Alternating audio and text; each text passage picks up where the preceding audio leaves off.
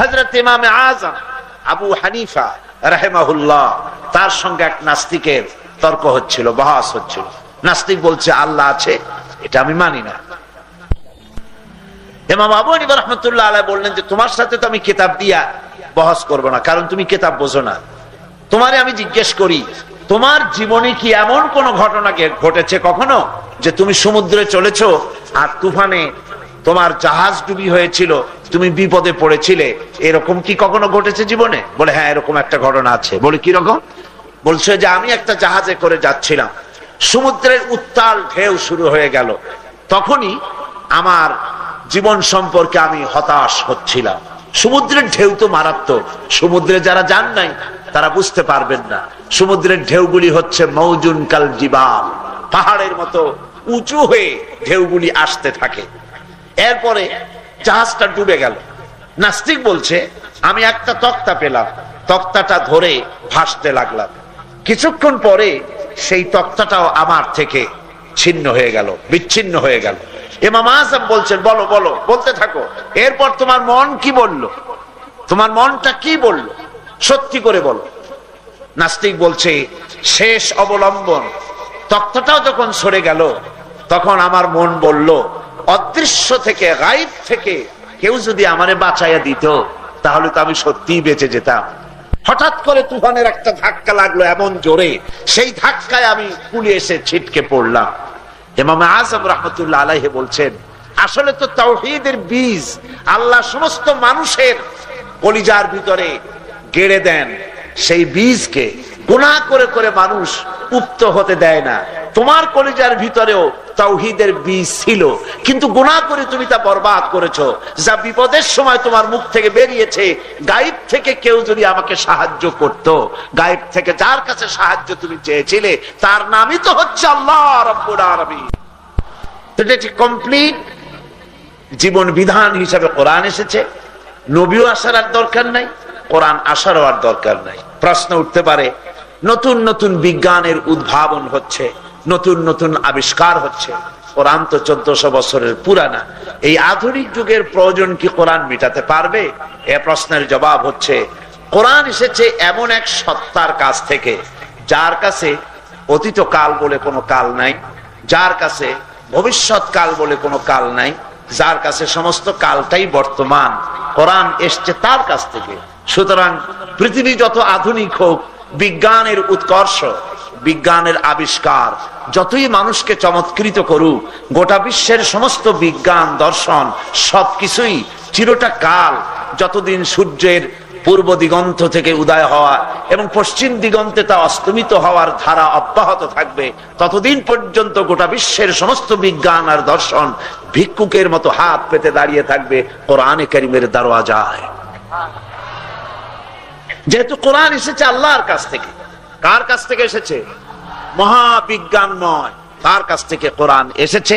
এর মধ্যে অসম্পূর্ণ কোনো কথা নাই। সমস্ত কথাগুলি যেন চোখে দেখার মতো, চোখে দেখে যেন বলছে, এরকমই কথা এখানে নিশ্চিত করা। নাকি নাই, যদি নাই, যদি আকাশ ফেটে যায়, যদি তারকাগুলি বিক্ষিপ্ত হয়, যদি পাহাড় পর্বত উড়ে যায়, অথবা হয়তো বা পাহাড় পর্বত উড়ে যেতে পারে, হয়তোবা সূর্যের কিরণ নষ্ট হয়ে যেতে পারে, হয়তোবা চন্দ্র আর সূর্য একাকার হয়ে যেতে পারে, না এরকম কথা নাই। কথা ডাইরেক্ট, ইযা সামাউন ফাতারাত, যখন আকাশ বিদীর্ণ হয়ে যাবে, ওয়া ইযাল কাওয়াকিবুন তাসারাত, যখন তারকাসমূহ বিক্ষিপ্ত হয়ে পড়বে, ইযা শামসু কুবিরাত ওয়া ইযান নুজুমুন কাদারাত। প্রত্যেকটি শব্দ, প্রত্যেকটি অর্থ, এই শব্দগুলির সব ডাইরেক্ট এবং সুনিশ্চিত, কনফার্ম। এর মধ্যে যদিও নাই, নাকিও নাই। কোন সুবহানাল্লাহি বিহামদিহি। কোরআন এসেছে কার কাছ থেকে? একটু চিল্লায় কোন তো? আল্লাহ পাকের কাছ থেকে। সে আল্লাহ পাক কোরআন নাজিল করেছেন আর বলেছেন, একটা চ্যালেঞ্জ দিয়েছেন আল্লাহ প্রথম যুগে। কোরআন যখন নাজিল হচ্ছিল প্রাথমিক পর্যায়ে, তখন আল্লাহ পাক বলেছেন যে ঠিক আছে, তোমরা যারা সন্দেহ করছে যে কোরআন আমার বান্দার বানানো, তো কোরআনের মতো একটা কোরআন বানাও। এই চ্যালেঞ্জের মোকাবেলা কেউ করতে পারলো না। এরপরে আল্লাহ বললেন আচ্ছা ঠিক আছে, গোটা কোরআন শরীফ বানাইতে পারবে না, কোরআনের 10টা সূরার মতো করে 10টা সূরা বানায় নিয়ে আসো। এই চ্যালেঞ্জের সামনেও মানুষ নীরব হয়ে গেল, জবাব দিতে পারলো না। সর্বশেষ চ্যালেঞ্জ আল্লাহ করলেন, ঠিক আছে পুরাটাও পারলা না, 10টাও পারলা না, ফাতু বিসূরাতিম মিন মিসলি, তাহলে কোরআনের সূরার মতো করে, কোরআনের সূরার মতো, ফাতু বিসূরাতিন মানে কনিষ্ঠতম, ক্ষুদ্রতম, সূরা আনআম নয়, সূরা আল আরাফ নয়, সূরা মায়েদা নয়, এরকম বড় বড় সূরা না, সূরা বাকারা নয়, সূরা আসরের মতো, সূরা ইখলাসের মতো, ফাতু বিসূরাতিন ক্ষুদ্রতম সূরার মতো করে একটা সূরা তোমরা বানায় নিয়ে আসো। এই চ্যালেঞ্জ আল্লাহ পাকের হয়ে গেল ১৫০০ বছরের মতো পার হয়ে গেল। পৃথিবীর মানুষ এই চ্যালেঞ্জের মোকাবেলা করতে কথা বল না কেন? সুতরাং গোটা বিশ্বের সমস্ত মানুষের এই চ্যালেঞ্জের ব্যাপারে, আল্লাহ কর্তৃক এই চ্যালেঞ্জের ব্যাপারে বিশ্বের সমস্ত মানুষের নীরবতা, নিস্তব্ধতা প্রমাণ করে কোরআন আল্লাহর কিতাব, এতে কোনো সন্দেহ নাই। সুবহানাল্লাহ বলা হয়নি। অনেকে আবার বিশ্বের প্রশ্ন করলে যারা বুদ্ধিমান বেশি তারা জবাব দেয় না, তারা চিন্তা করে যে কোন জবাব দিয়ে কোন জ্বালা, তার চাইতে খামোশ থাকা অনেক ভালো। স্মৃতিশক্তি প্রখর হতে হবে, তা না হলে কথা মনে রাখা যাবে না। আর কথা যদি মনেই না রাখা যায় তাহলে শুনে কোনো লাভ নাই।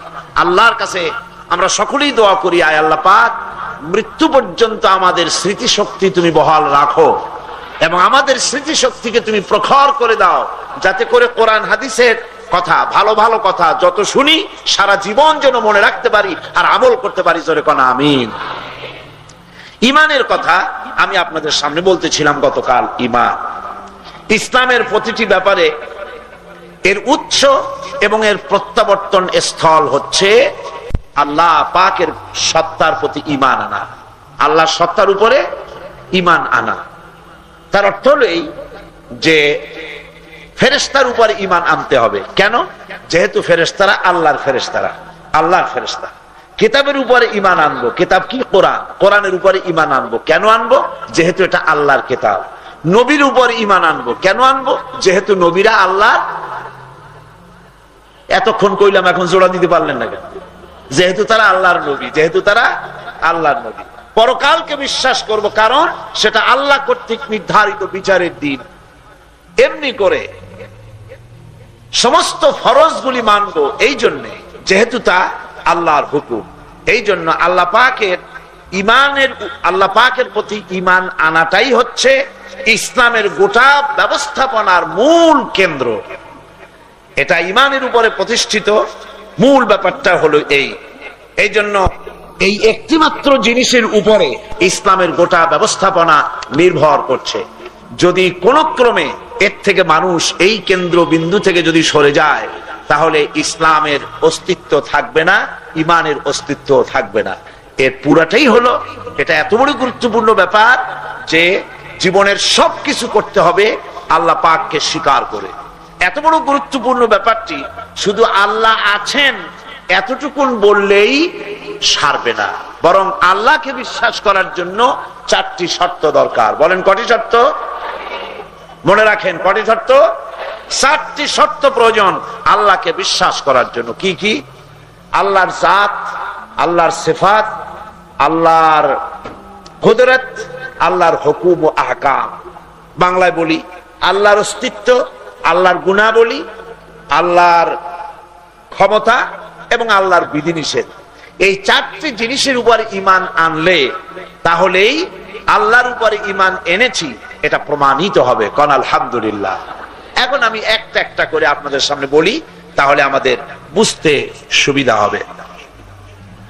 আল্লাহর অস্তিত্ব এটা অকথ্যভাবে প্রমাণিত যে এই দুনিয়ার বিশাল এই যে বিশ্বলোক, তিনি নিজ শক্তিতে এবং নিজ ক্ষমতা বলে আকাশ এবং জমিনকে পরিচালনা করছেন। এই পৃথিবীর সার্বভৌমত্বের একচ্ছত্র মালিক হচ্ছেন আল্লাহ পাক।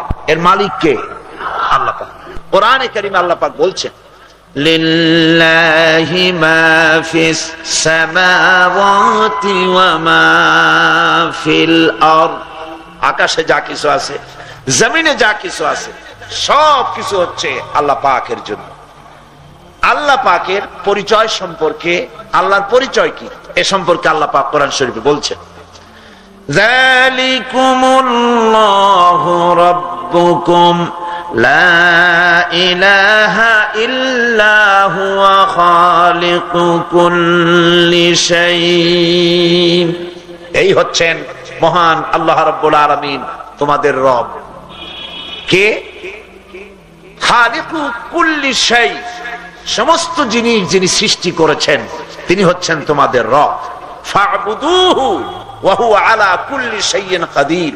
সুতরাং সেই আল্লাহ পাকের গোলামি করা যায়, আল্লাহকে দেখা যাবে না কিন্তু তার অস্তিত্বকে উপলব্ধি করা যাবে। কোরআন বলছে, ইন্না ফি খালকিস সামাওয়াতি ওয়াল আরদ ওয়া ইখতিলাফিল লাইলি ওয়ান নাহার।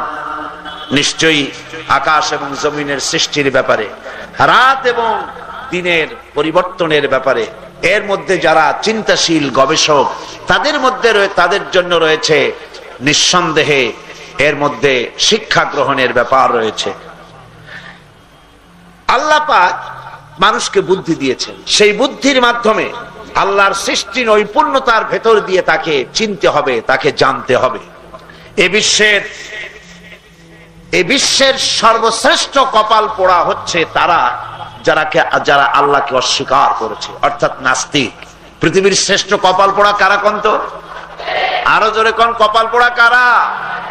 নাস্তিক। নাস্তিক যারা, তারা হচ্ছে পৃথিবীর শ্রেষ্ঠ কি কপাল পোড়া। তার মানে হচ্ছে ওরা সমস্ত জিনিস দেখে আর মনে করে এর পেছনে কিছু না কিছু আছে। যেমন এ মাইক দেখলে বলে মাইক কেউ তৈরি করেছে, মঞ্চ দেখলে বলে মঞ্চটা কেউ তৈরি করেছে, এই ছোট্ট পিরিচটা দেখলে মনে করে কেউ এটা তৈরি করেছে, এই প্যান্ডেলটা দেখলে মনে করে কেউ তৈরি করেছে, ঘড়িটা দেখলে মনে করে কেউ তৈরি করেছে। যা দেখে প্রত্যেকটার পিছনে কেউ তৈরি করেছে বলে তারা বলে, মানে। কিন্তু এই বিশাল আকাশটার দিকে তাকায়, বলে যে এর কোনো স্রষ্টা নাই। এই বিস্তীর্ণ জমিন, এই সাগর মহাসাগর, এত সুন্দর মানুষ, এর পেছনে কোনো শক্তি নাই, কেউ নাই, কেউ বানায় নাই, সব এমনি এমনি হইছে। আল্লাহ পাক ইমামে পরিচয় দিতে গিয়ে কোরআন আরো বলছে তাকে ভালো করে চেনো তিনি কে। আফালাম ইয়ানজুরু ইলাস সামাই إلى السماء فوقهم كيف بنيناها وزيناها وما لها من فروج। এরা কি কখনো নিজেদের উপরে আকাশের দিকে তাকিয়ে দেখে না? আকাশ মন্ডলটা কিভাবে আমি করেছি তা কি তারা দেখে না? কি সুন্দর করে আকাশকে সুসজ্জিত করেছি তাও কি তারা দেখে না? আকাশের দিকে তাকাও, তারকা মন্ডলীর দিকে তাকাও, এগুলির ভিতরে তোমার চিন্তার খোরাক রয়েছে। তারপরে এই বিস্তীর্ণ জমিন, ওয়াল আরদা মাদাদনাহা ওয়া আলকাইনা ফিহা রাওয়াসিয়া ওয়া আমবাতনা ফিহা মিন কুল্লি যাওজিন বাহিজ। আল্লাহ পাক বলেন, এই পৃথিবীকে আমি বিছায় দিয়েছি আর এর উপরে আমি পাহাড়গুলোকে সংস্থাপিত করে দিয়েছি, আর এর উপরে সুদৃশ্য উদ্ভিদ রাজি আমি জন্মায় দিয়েছি। নাবিকেরা যখন চলে জাহাজ চালাবার সময় দিনের বেলায় সূর্য দেখে দিক নির্ণয় করে, আবার রাতের বেলায় যেন পথ না হারায় সেজন্য আকাশে তারকা রয়েছে, তারকা দেখে দেখে তারা পথ চালায়, পথ নির্ণয় করে নেয়। তাদের কম্পিউটার রয়েছে, রাডার রয়েছে।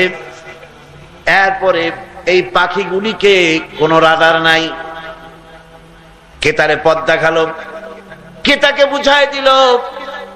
এত মাস ওড়ার পরে, এতদিন ওড়ার পরে এই রাস্তায়, এই অ্যাঙ্গেলে, এই পথে গেলে পরে সিলেটের সুনামগঞ্জের হাওড় পাবি। এই পাখিগুলিকে কে নেভিগেট করে বাংলাদেশে পৌঁছায় দিল? তিনি কে?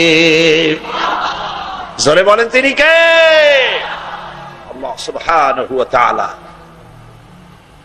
আল্লাহরে তালাশ করে পায় না। এসব চিন্তা করলে মানুষের মাথা হেট হয়ে যাবে, মানুষ মাথা নত করে দেবে। এই জন্য বড় বড় বিজ্ঞানী যারা, তারা নাস্তিক হয় না, নাস্তিক হয় ছাগল পাগল। লেখাপড়া কম, 2.5 খান বিজ্ঞানের বই, 3 খান ইংরেজির বই, এইগুলো পড়িয়া বাড়ি চলে আসে, কয় যে সব বুঝছি। বলে বাবা কি বুঝেছ? কয় বুঝেছি এই, দেয়ার ইজ নো গড, স্রষ্টা বলতে কেউ নাই, রাম ছাগল। আল্লাহরে চিনলে, আল্লাহরই যদি না চিনলে তাহলে কিছুই চেনা হলো না। আল্লাহ পাক বলছেন এ ধরনের অসংখ্য দৃষ্টান্ত পৃথিবীতে আমি রেখে দিয়েছি।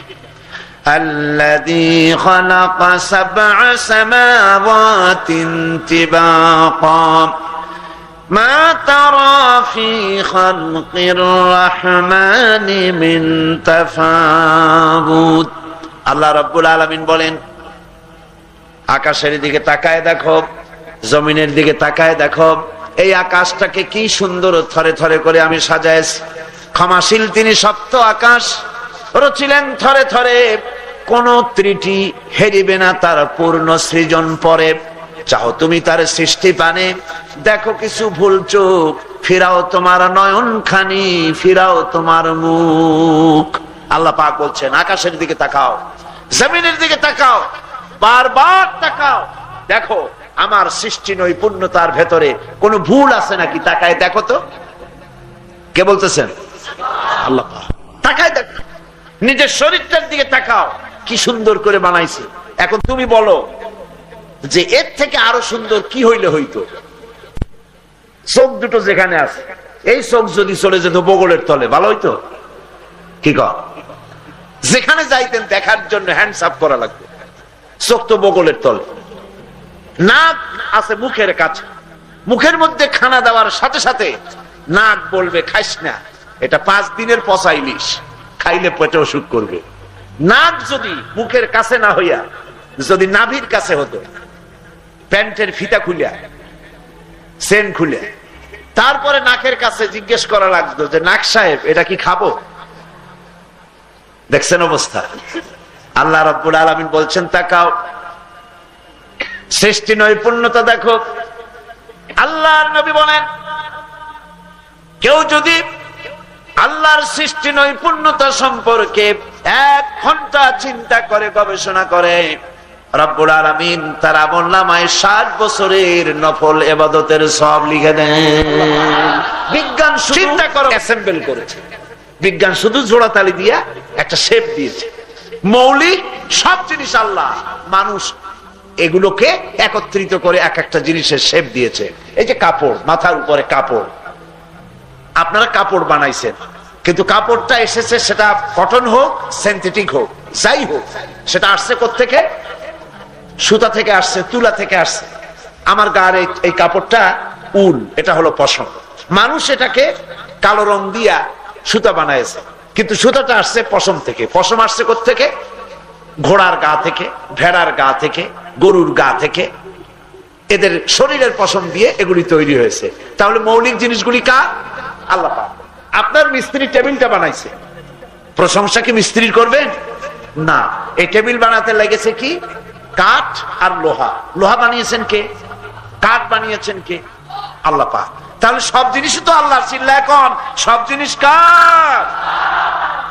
আল্লাহ রাব্বুল আলামিন বলে বান্দারে শোনো, সমস্ত জিনিসের ভিতরে আমার দৃষ্টান্ত আছে। তোমার বাড়ির চতুষ্পদ জন্তুর ভিতরে আমার নিদর্শন রয়েছে। ওয়া ইন্না লাকুম ফিল আনআমি লাইবরা নুসকিকুম মিম্মা ফি বুতুনিহি মিন বাইনি ফারসিন ওয়া দামিন লাবানান খালিসান সাইগান লিশ-শারিবিন। চতুষ্পদ জন্তুর ভিতরে আমার নিদর্শন আছে। তোমার বাড়ির গাভী, তোমার বাড়ির ছাগল, তোমার বাড়ির উট, এরা খাইলো ঘাস, খড়, কুটা, তুষি, তিসি আর ভুসি। এগুলি খাওয়ার পর মিন বাইনি ফারসিন ওয়া দামিন, এ দিয়ে আমি রক্ত তৈরি করলাম। খাইলো সেগুলি, এগুলি খেয়ে রক্ত হলো, পেশাব পায়খানা হলো। আর পেশাব আর পায়খানা যেখান থেকে বেরোলো তার পাশের থেকেই আমি সাদা শুভ্র দুধ বের করে দিলাম, এমন দুধ যা পানকারীদের জন্য সুস্বাদু। কারণ আলহামদুলিল্লাহ বিগত 20 বছরের ভিতরে তো লাইট এরকম করে নাই। কে প্রোগ্রাম আয়োজন করতেছেন, খুব খেয়াল রাখা দরকার। এত মানুষ আসছে কোরআন শোনার জন্য, বারবার লাইট ডিস্টার্ব করছে। শয়তান যেন দূর হয়ে যায়, এই জন্য জোরে জোরে জিকির করেন, সুবহানাল্লাহ, আলহামদুলিল্লাহ, লা ইলাহা ইল্লাল্লাহ, সুবহানাল্লাহ, আলহামদুলিল্লাহ, লা ইলাহা ইল্লাল্লাহ, সুবহানাল্লাহ, আলহামদুলিল্লাহ, লা ইলাহা ইল্লাল্লাহ, সুবহানাল্লাহ, আলহামদুলিল্লাহ, লা ইলাহা ইল্লাল্লাহ। আল্লাহ রাব্বুল আলামিন বলছেন, দেখো সেই গাভীর পেট থেকে দুধ বেরোলো, রক্ত পেশাব আর পায়খানার পাশ দিয়া সাদা শুভ্র দুধ বেরিয়ে এলো। সায়গাল লিশারিবিন, পানকারীদের জন্য দারুণ সুস্বাদু দুধ আমি দান করলাম। কোন সুবহানাল্লাহ। দুধের মতো জান্নাতি খাদ্য আর আছে নাকি? আমরা তো সর্বনাশ করছি, দুধে পানি জনমের মতো মিশাইয়া, তারপরে আবার কসম করে, আল্লাহর কসম দুধে পানি মিশাই নাই। কসম ঠিক আছে, দুধে পানি মিশায় নাই, 15 কলস পানির মধ্যে দুধ মিশাইছে। মিথ্যা কথা বলে নাই, দুধে পানি মিশায় নাই, পানিতে দুধ মিশাইছে। বন্ধুগণ, এই আয়াত যখনই আমি আমার ওয়াজের মধ্যে কখনো কখনো আসে, তখনই আমি এই দৃষ্টান্তটা দেই। দুধ তো খেলাম, কিন্তু দুধের মধ্যে একটা জিনিসের অনুপস্থিতি আমরা দেখি, যেটা অন্য জায়গায় উপস্থিত থাকে। সেটা হলো কাগজ তৈরি করা হয় মিলে। কাগজ তৈরি করে কি দিয়া? কাঠ দিয়ে, বাঁশ দিয়ে কাগজ তৈরি হয়। এগুলি আমি তৈরি হতে দেখেছি ফ্যাক্টরিতে গিয়ে।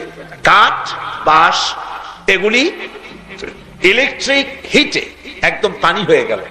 তারপরে ছাকনাস, এই ছাকনা দিয়ে সামনে গেল, আরো ছাকনা আছে, 2-3টা ছাকনা পার হইয়া তারপরে একদম পানি, ওইটার উপরে রং দেওয়া হলো, যে রঙের কাগজ তৈরি হবে, ফর্মে এসে গেল, কাগজ তৈরি হয়ে গেল। 4-5টা ছাকনা দিয়ে ছেঁকে আনা হয় পানিটা। এরপরেও কাগজের মধ্যে 2-1টা আবর্জনা থাকে, যা নিপের সাথে অ্যাক্সিডেন্ট হয়ে যায়, থাকে না এমন? কিন্তু এবার লক্ষ্য করে দেখেন, গাভীর পেটের থেকে যে দুধটা বেরোলো, গাভী ঘাস খেলো, ভুসি তিসি খেলো, জীবনভর যত দুধ দহন করা হলো উট থেকে, আল্লাহ রাব্বুল আলামিন মানুষের জন্য এ ধরনের ব্যবস্থা করে দিলেন। এরপরে আল্লাহ পাক বলেন, আকাশ থেকে জমিনের ফসল ফলাবার জন্য ব্যবস্থা করলাম, আমাকে তোমরা চিনবা। আল্লাহর পরিচয় দিতে গিয়ে কোরআনে কারিমে অসংখ্য দৃষ্টান্ত আল্লাহ সেট করেছেন।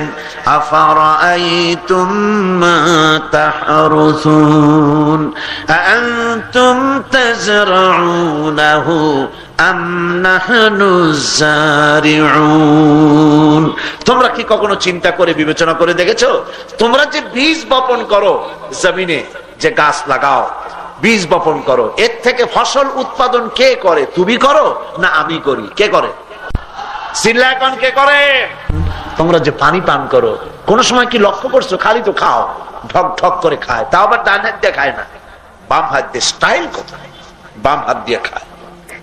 বাম হাত দিয়ে খাইয়া ছুঁয়ে দিল, আলহামদুলিল্লাহ নাই, বিসমিল্লাহ নাই, মনে হয় যেন পানি ওর বাপে বানাই দিছে। এ পানি কে তৈরি করেছে? মাঝখানে বলে রাখি, বাম হাতে খায় শয়তানে। আল্লাহ পাক বলেছেন, আল্লাহর নবী বলেছেন, ডান হাতে খায় মুমিনে আর বাম হাতে খায় চা খাওয়া, পান খাওয়া, পানি খাওয়া, যে কোনো জিনিস বাম হাতে খাওয়া শয়তানের কাজ। কার কাজ? সুতরাং খাওয়ার আগে, পান করার আগে বিসমিল্লাহ বলো, ডান হাতে খাওয়া। আল্লাহ রাব্বুল আলামিন বলছেন, এই যে পানি, আনতুম আনজালতুমুহু মিনাল মুজনি আম নাহনুল মুনজিলুন। আকাশ থেকে এই পানি কে বর্ষণ করলো? এই মিষ্টি পানি আকাশ থেকে কে নাজিল করলো? তুমি করছো না আমি করেছি? কে করেছে? কোন? লাউ নাশাউ জাআলনাহু উজাজান ফালাউলা তাশকুরুন। ইচ্ছে করলে এই পানিকে আমি লবণাক্ত করে নাজিল করে দিতে পারতাম, কারণ আকাশে পানি উঠাইছি, সমুদ্রের নোনা পানি বাষ্পীয় আকারে উত্থিত করে মেঘমালায় পরিণত করেছি। আমি যদি সেই নোনা পানি নাজিল করে দিতাম, ফসল নষ্ট হয়ে যেত। লবণটা রেখে দিয়া মিষ্টি পানি নাজিল করে দিলাম বান্দারে, কেন আমার শুকর আদায় করলি না? মাঝে মধ্যে শুকরিয়া আদায় করবি আর বলবি আলহামদুলিল্লাহি রাব্বিল আলামিন। শুকরিয়া হবে আল্লাহ পাকের। কার শুকরিয়া? আল্লাহ পাক। বন্ধুগণ, এরপরে যদি কেউ প্রশ্ন করে, আকাশ থেকে পানি আল্লাহ দিলেন ঠিকই, কিন্তু আল্লাহ যদি পানি না দেন তাতে আমাদের কোনো অসুবিধা নাই। আমাদের খালের ভিতরে, বিলের ভিতরে, হাওড়ের মধ্যে পানি আছে, পাম্প করে পানি এনে জমিনের ফসল ফলাবো। আল্লাহ রাব্বুল আলামিন পানি না দিলে আমাদের কি হবে? বৃষ্টি না দিলে কি হবে? এই প্রশ্নের জবাবে কোরআনে কারীম বলছে, কুল আরাআইতুম ইন আসবাহা মাউকুম গাওরান ফামান ইয়াতিকুম বিমাইম মাঈন। বলো দেখি, সবে শুকাইয়া যদি যায় এই জমিনের পানি, তাহলে হেথায় তটনির ধারা কে দিবে সবারে আনি? এই পৃথিবীর সাগরের, খালের পানি, বিলের পানি, নদীর পানি, তারপরে কুয়ার পানি, সমস্ত পানিগুলি যদি আমি শুকায় দেই, আমি আল্লাহ ছাড়া কে আছে এমন যে নতুন করে আবার তোমার এই মরাগাঙ্গে পানির জোয়ার এনে দিতে পারে? আছে কি কেমন কেউ? কেউ কি তেমন আছে? কেউ। আল্লাহ রাব্বুল আলামিন বলছে এভাবে পানির ব্যবস্থা করলাম। তারপরে ফসল হলো, তরি তরকারি হলো, মাছ গোশত হলো, সব হলো। এবার তোমার খাওয়ার পালা, এবার তোমার খাওয়ার পালা। কাঁচা জিনিস তো খাইতে পারবা না, রান্না করা লাগবে। রান্না করতে গেলে আগুন পাবা কোথায়? কোরআন বলতেছে, আফারাইতুমুন নারাল্লাতী তুরুন। তোমরা কি কখনো চিন্তা করে দেখেছো যে আগুন যা তোমরা জ্বালাও, আনতুম আনশাআতুম শাজারাতাহা আম নাহনুল মুনশিউন। এই আগুন জ্বালাও তোমরা কাঠ দিয়া। এই কাঠ কে বানালো? তুমি বানাইছো না আমি বানাইছি? কে বানাইছে? কোন? আল্লাহ জিজ্ঞেস করছেন কে বানিয়েছে? জোরে কোন কে বানালো? আল্লাহ পাক কাঠ তৈরি করে দিয়েছেন। কাঠ জ্বালাও, গাছ কাটলা। এখন গাছ কাটবেন, গাছ রুবেন আর গাছ কাটবেন। নিষ্প্রয়োজনে কাটা যাবে না। একটা কাটলে 5টা লাগাবে। গাছ লাগানো এটি একটি ইবাদতের শামিল, কারণ গাছেরা আল্লাহর ইবাদত করে। গাছেরা কি করে? এই যে আপনাদের সামনে কতগুলি ফুলের টব আছে, এই সমস্ত টব বসে নাই, ওরা জিকির করতেছে। এই জন্য রাসূল করিম সাল্লাল্লাহু আলাইহি ওয়াসাল্লাম বলেছেন, প্রয়োজনে তো গাছটাই কাটা যাবে, কিন্তু বিনা প্রয়োজনে গাছের পাতাটিও ছিল না, কারণ ওটা আল্লাহর জিকির করতেছে। সুবহানাল্লাহ। কি সুন্দর করে মানুষ বানালো, একজনকে দেখে আরেকজন পাগল হয়ে যায়। কি সুন্দর চেহারা, কি সুন্দর চোখ। এই চোখগুলো আল্লাহ কি সুন্দর টানা টানা চোখ করেছেন। এই চোখগুলো যদি গুতুমের মতো গোল হইতো, কি কর, কালো মণির চতুর্দিকে যদি হলুদ দাগ থাকতো, মানুষেরা তো চিল্লে দৌড় দিয়ে চিতই পড়তো, যেটা কি মানুষ না কি আসছে। কি সুন্দর করে চোখের কাজও হলো, আবার দেখতেও যেন আল্লাহর রুচি। সুবহানাল্লাহ। কত বড় রুচিবান তিনি। আচ্ছা, এই যে ফল হয়, গাছে ফল হয়, কেমনে হয়? ফুলের মধ্যে আছে পুংকেশর আর স্ত্রী কেশর আছে ফুলের রেণুর ভিতরে। এই ফুলের রেণু এক গাছ থেকে আর এক গাছে, এক ফুল থেকে আর এক ফুলে নিজেরা তো যাতায়াত করতে পারে না। সুতরাং পুংকেশরের সাথে স্ত্রী কেশরের সাথে পুংকেশরের এই রেণুর মিলনটা কে ঘটায় দেবে? সেজন্য আল্লাহ পাক প্রজাপতিকে এই কাজটা দিয়েছেন। এই কাজটা আরশোলা, উই পোকা, সার পোকা, উড়সুঙ্গা এগুলোরে আল্লাহ দেয় নাই। আল্লাহ দিছে কারে? প্রজাপতিকে। কারণ ফুল যত সুন্দর, এই দায়িত্বটা যদি তেলা পোকাকে দেওয়া হতো ফুলের জাত যাইত। সেজন্য আল্লাহ কত রুচি, এই কামটার দায়িত্ব আল্লাহ প্রজাপতিকে দিয়েছেন। সুবহানাল্লাহ। কি রুচি আল্লাহ। সুবহানাল্লাহ। চোখ দিয়া দেখা দরকার, যেমন তেমন একটা বানাই থইলে হইতো, তা না। সেই চোখ দিয়েছেন, সেই চোখ আবার পটল চেরা আঁখি, মায়া ভরা আঁখি, হরিণী আঁখি, সেই চোখের উপরে সুন্দর করে ভুরু আল্লাহ বানায় দিয়েছেন। এখন কেউ কেউ ভুরু উগলাইয়া জামল্লা তা বানায়, সেটা ভিন্ন কথা, কিন্তু আল্লাহ তো সুন্দর করে ভুরু বানায় দিছিলেন, ঠিক কিনা কর ভাইরা আমার। আল্লাহ পাক বলেন, শোনো, ওয়ালাকাদ খালাকনাল ইনসানা মিন সুলালাতিন মিন তিন, মাটির নির্যাস থেকে আমি মানুষকে তৈরি করেছি।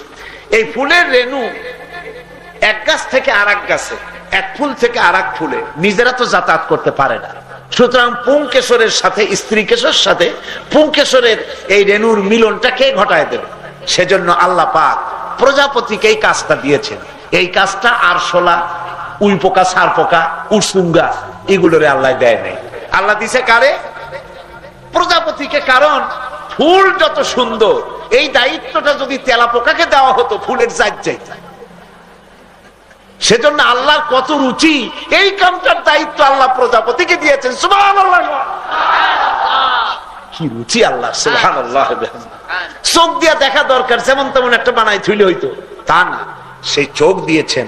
সেই চোখ আবার পটল চেরা আঁখি, মায়া ভরা আঁখি, হরিণী আঁখি, সেই চোখের উপরে সুন্দর করে ভুরু আল্লাহ বানায় দিয়েছেন। এখন কেউ কেউ ভুরু উগলাইয়া জামল্লা তা বানায়, সেটা ভিন্ন কথা, কিন্তু আল্লাহ তো সুন্দর করে ভুরু বানায় দিছিলেন, ঠিক কিনা কর ভাইরা আমার। আল্লাহ পাক বলেন, শোনো, ওয়ালাকাদ খালাকনাল ইনসানা মিন সুলালাতিন মিন তিন, মাটির নির্যাস থেকে আমি মানুষকে তৈরি করেছি। থুম্মা জাআলনাহু নুতফাতান ফি ক্বারারিম মাকিন, মাতৃজঠরে, মাতৃগর্ভে একটি ফি ক্বারারিম মাকিন, একটি সুরক্ষিত জায়গায় আমি বাচ্চাকে তৈরি করেছি। সুরক্ষিত, ফি ক্বারারিম মাকিন, সুরক্ষিত জায়গা, ওখানে কোনো রোগ বীজাণু, রোগ জীবাণু ওর মধ্যে প্রবেশ করার কোনো উপায় নাই, পথ নাই। সুবহানাল্লাহ। এখানে আমি সেই রক্ত ফোঁটাকে, আমি শুক্র ফোঁটাকে জমাট রক্তে পরিণত করলাম, জমাট রক্তকে আমি গোশত বানালাম, গোশতগুলো হাড়ের উপরে ছাউনি দিয়া সুন্দর করে মানুষের আকৃতি দান করলাম।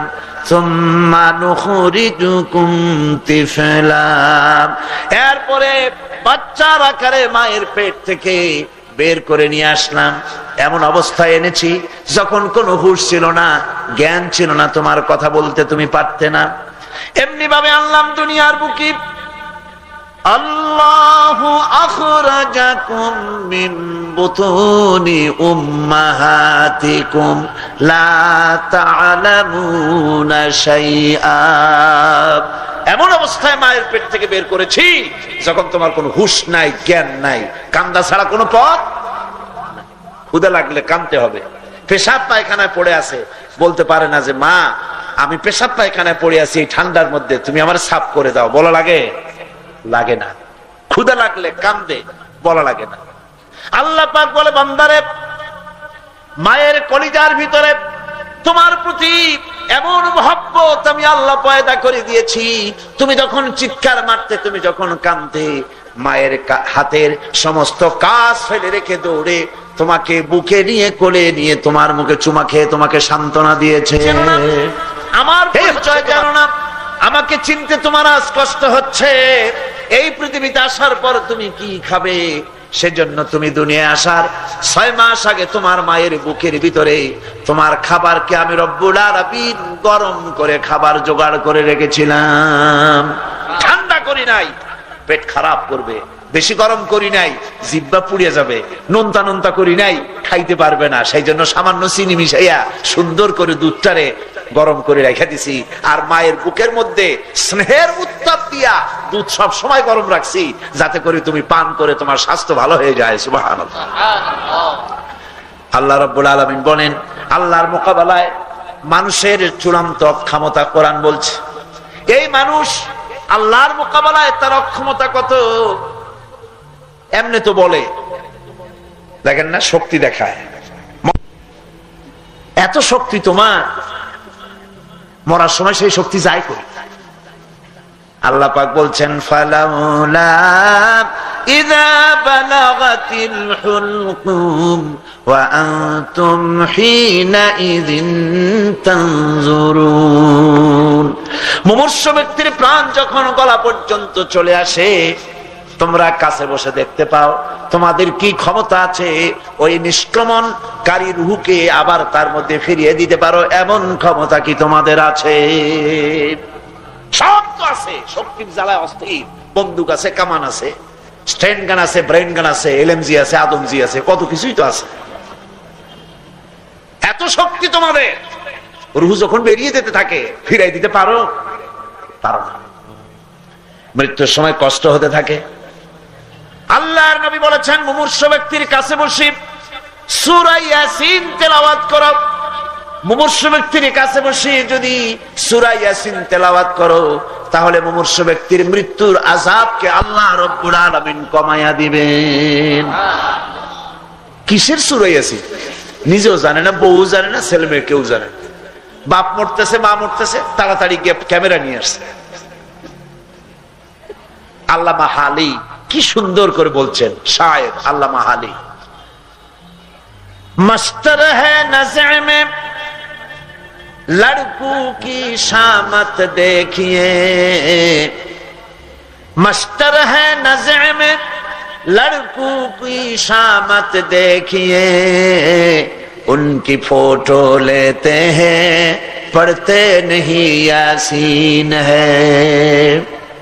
মাস্টার মারা যাচ্ছে, নেতা মারা যাচ্ছে, বাপ মরতেছে, মা মরতেছে, তাড়াতাড়ি ক্যামেরা এনে বিভিন্ন পোজে ছবি নিচ্ছে। বাপ কেমনে দাঁতগুলো ছিটকে মরে যাচ্ছে, চোখগুলো কেমনে বড় হয়ে যায়, হাত পায়ে কেমনে খিচে মারে, এগুলো ফটো উঠায় রাখতেছে। হা, কপাল পড়ারা সূরা ইয়াসিন জানে না। কি এর সূরা ইয়াসিন?